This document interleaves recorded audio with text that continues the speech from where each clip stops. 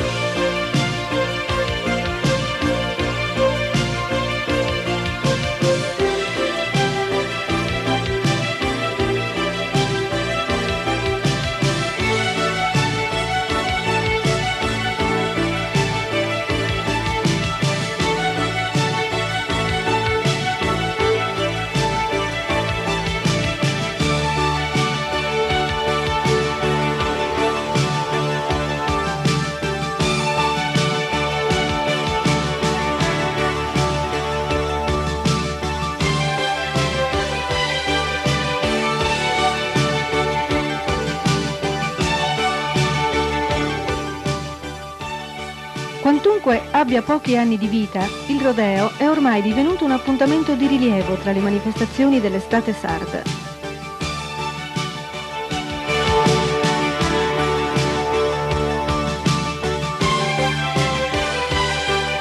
Un numero sempre più considerevole di estimatori, per 3 giorni, tanto durano le esibizioni dei cavallerizi, si assiepa infatti per l'occasione per ogni dove, nel capace anfiteatro che domina il campo sportivo.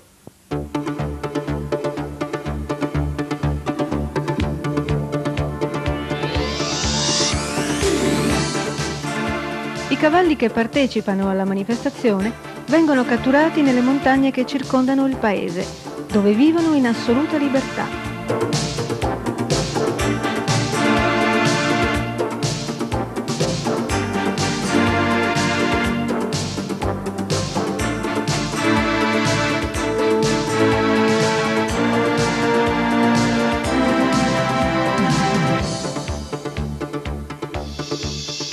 Naturale quindi che non gradiscano presenze estranee sulle loro groppe e che facciano di tutto per liberarsene, con le conseguenze che si possono vedere.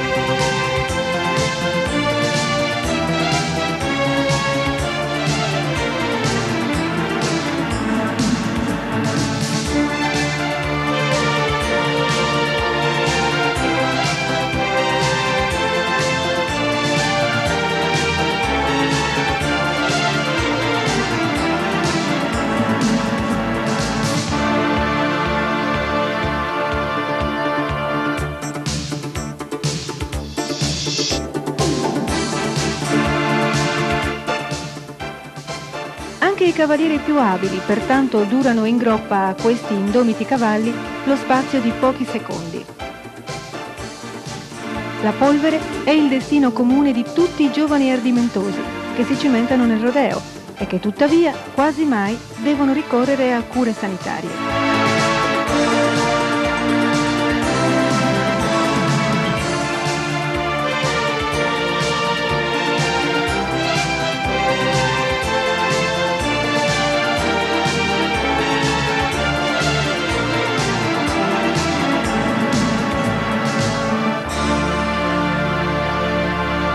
Orfeo, però, è solo la manifestazione più spettacolare tra le ricorrenze arizzesi. Molto rinomata è infatti anche la Sagra della Castagna, che si organizza a fine ottobre e che vede al centro dell'interesse il maestoso albero del castagno, di cui qui ad Arizzo si possono ritrovare esemplari assai imponenti. Il castagno è per gli arizzesi, e lo è stato ancor più nel passato, un vero dispensatore di risorse continue. Oltre ad utilizzarne i frutti saporiti per l'alimentazione, gli abitanti del centro barbaricino impiegano il suo legno per la produzione di artistici oggetti intagliati, tra cui le famose cassapanche, che ancora oggi vengono prodotti dagli artigiani locali.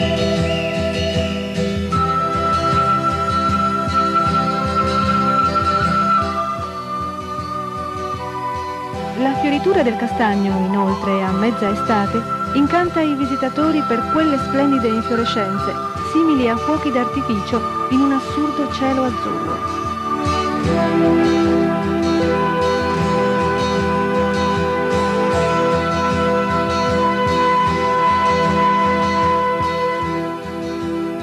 Infiorescenze che, cadendo infine abbondanti sul terreno, formano uno spettacolare tappeto floreale, tutto intorno all'albero.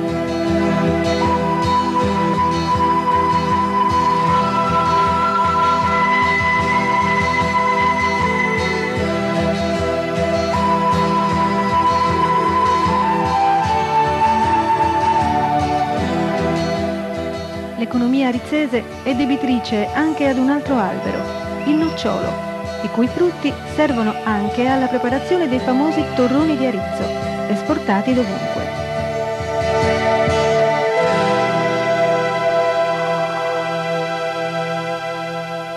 Altri alberi preziosi per l'economia montana della zona ricoprono i costoni rocciosi della montagna arizzese, roveri, lecci e pini soprattutto, e in alcune zone ginepri, qualche tasso e agrifogli.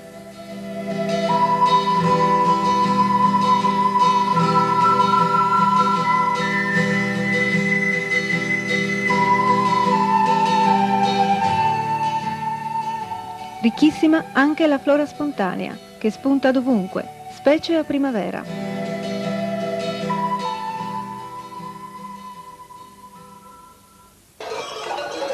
L'economia, oltre che dallo sfruttamento forestale e dall'artigianato, è caratterizzata dall'allevamento del bestiame, oggi in forte declino rispetto al passato, come dimostrano i numerosi ovili abbandonati che si ritrovano visitando il territorio del comune.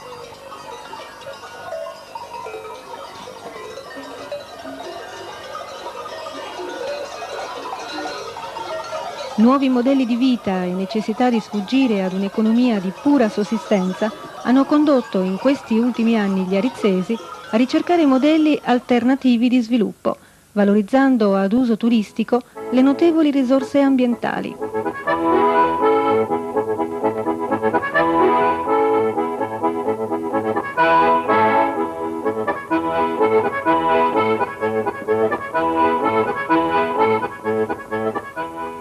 Arizzo, del resto, non manca di capacità imprenditoriali, avendo dovuto i suoi abitanti garantire la propria sopravvivenza in un ambiente poco favorevole all'insediamento dell'uomo e a sfruttare quindi, aguzzando l'ingegno, ogni possibile risorsa disponibile.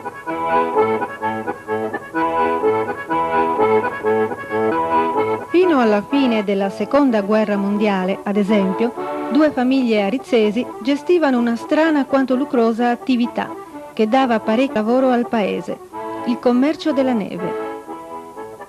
Questa, compattata in profondi fossati e ricoperta di paglia, veniva venduta in tutta la Sardegna per la preparazione della famosa carapigna, sorbetto di zucchero e limone che rallegrava i bimbi nei giorni delle grandi feste.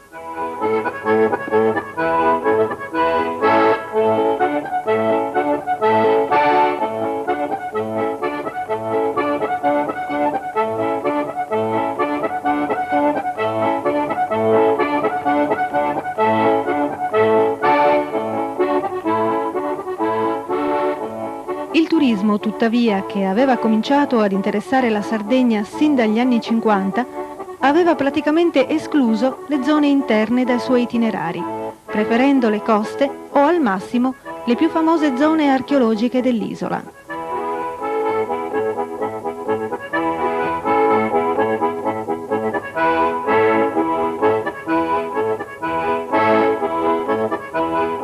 Arezzo dovette pertanto combattere una battaglia dura per affermarsi come centro turistico, anche se fu il primo paese di montagna ad essere scoperto in qualità di centro di vacanze, estive ed invernali.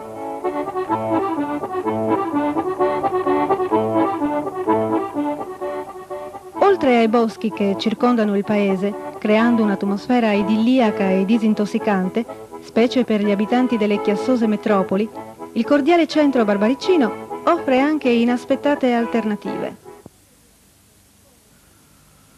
Nel territorio di Arezzo scorre infatti il Flumendosa, ricco d'acqua anche d'estate, che permette nelle piscine e laghetti naturali i bagni e altri sport acquatici.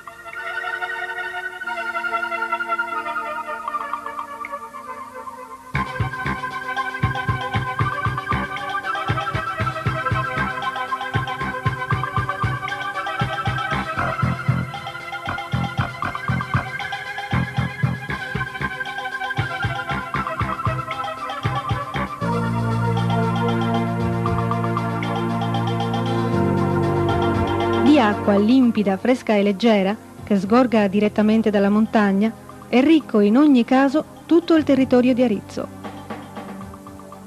Non mancano i reperti archeologici, alcune domus de Janas e una tomba dei giganti, a significare la presenza dell'uomo in loco sin dalla più remota antichità.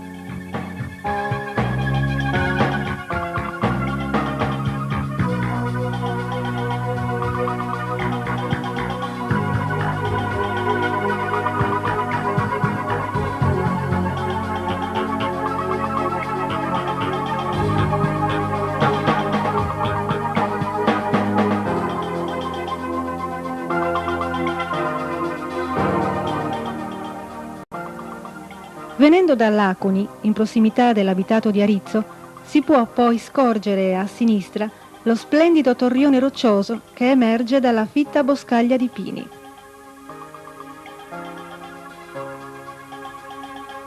È il celebre Tegile, il tacco di calcare dolomitico che poggia su una base di calcare marnoso, ricco di molluschi fossili.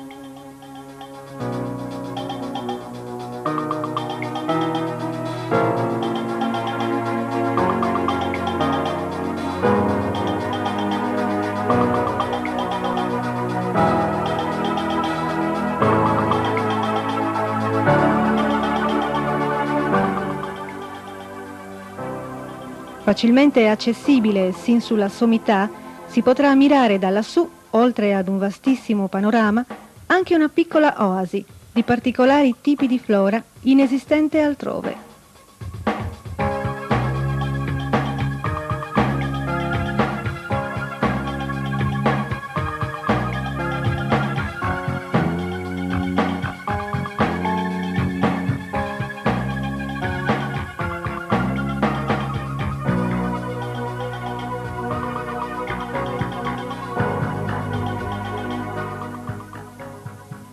Tra le montagne, se si è fortunati, si possono osservare parecchi animali selvaggi, tra cui il muflone, cavalli selvaggi, volpi, rapaci, eccetera, che potete in ogni caso ammirare con più tranquillità in molte case o nella hall di qualche albergo.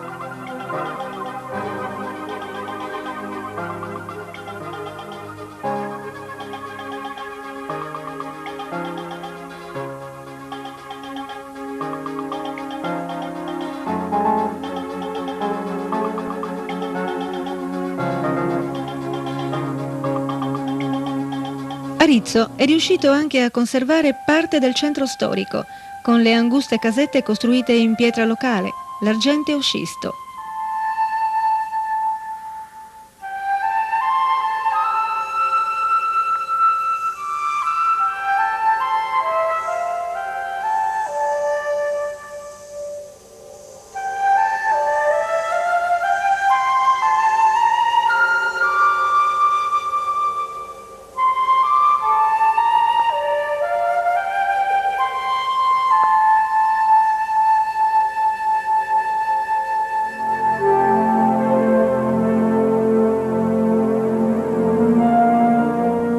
esistono ancora, a tratti, gli antichi balconi di castagno, ove, più che nelle buie casette, le donne tessevano i rapporti sociali.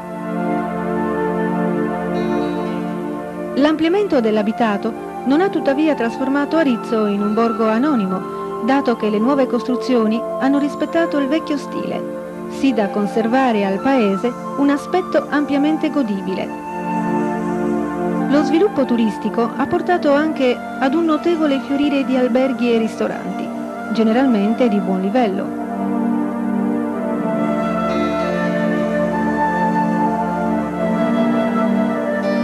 Una menzione a parte merita, riteniamo, l'Hotel Sammuvara, completamente immerso tra il verde dei castagni e noccioli, che si caratterizza, oltre che per la grande quiete, per l'ottima cucina sarda, che utilizza ingredienti genuini e saporiti.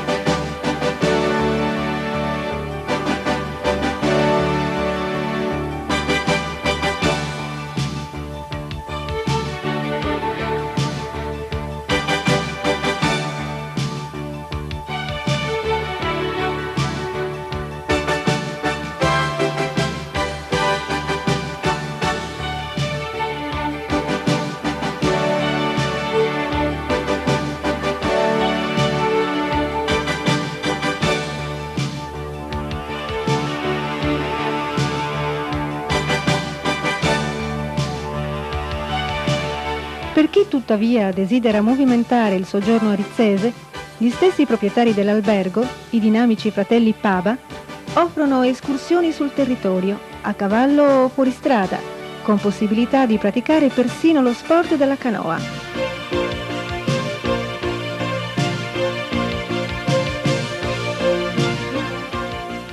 La recente inaugurazione di una bella piscina a fianco all'albergo Sammuvara offre infine l'ebbrezza di un bel bagno fresco in mezzo alla calura estiva. L'acqua infatti sgorga direttamente limpida e leggera dalla montagna a 7 gradi.